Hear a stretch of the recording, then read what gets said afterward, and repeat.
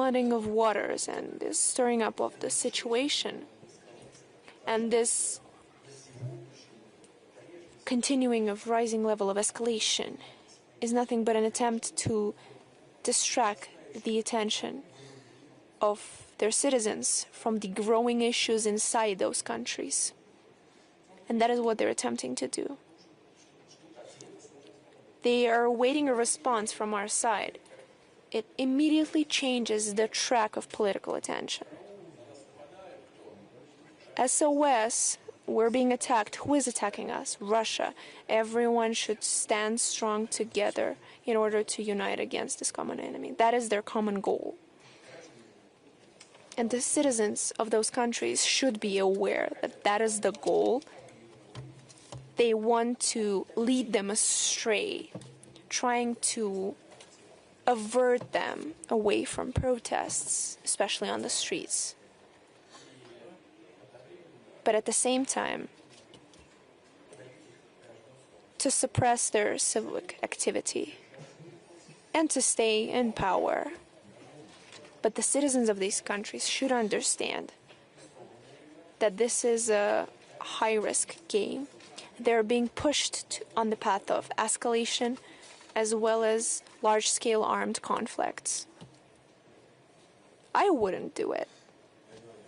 Mr. Putin, you are setting Europe as an example as actually using the external threats for the internal consolidation. But in the United States, quite recently, we saw some high-profile assassination that has been perceived as an internal conflict aimed to polarize the society. Do they need the external threat in order to address that problem?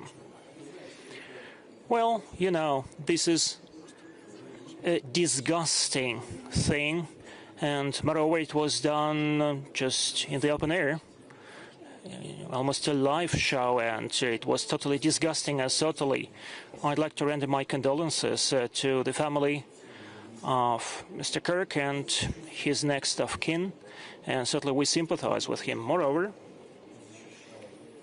he was defending those traditional values, and by the way, the ones that Michael Gloss came to defend with arms in his hands, and he sacrificed his life for that, and he sacrificed his life here in a fight for the traditional values. As a Russian soldier, and Kirk gave his life there in the United States, but fighting for the same values. What is the difference? There is almost no difference. And by the way, the proponents of Kirk in the United States should know that here in Russia we have Americans who are fighting and who are ready to sacrifice their lives for that.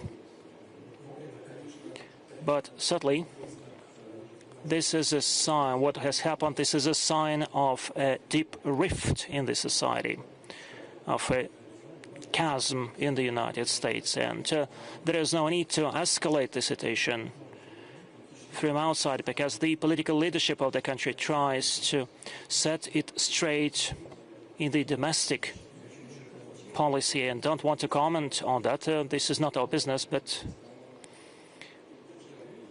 I think that the United States is going this way, although what you have said and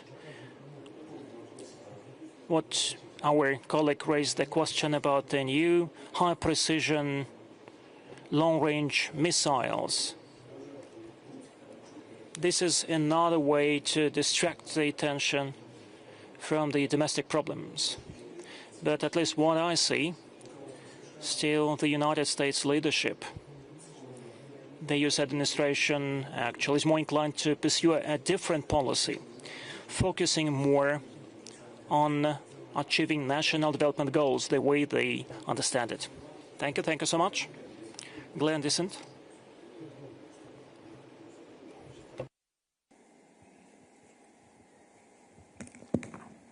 President Putin, thank you so much for sharing your perspectives.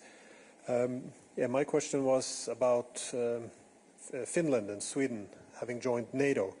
It changes the geopolitical landscape of Europe, and I was wondering how Russia interprets this. That is, the High North, as well as the situation in the Baltic Sea, perhaps specifically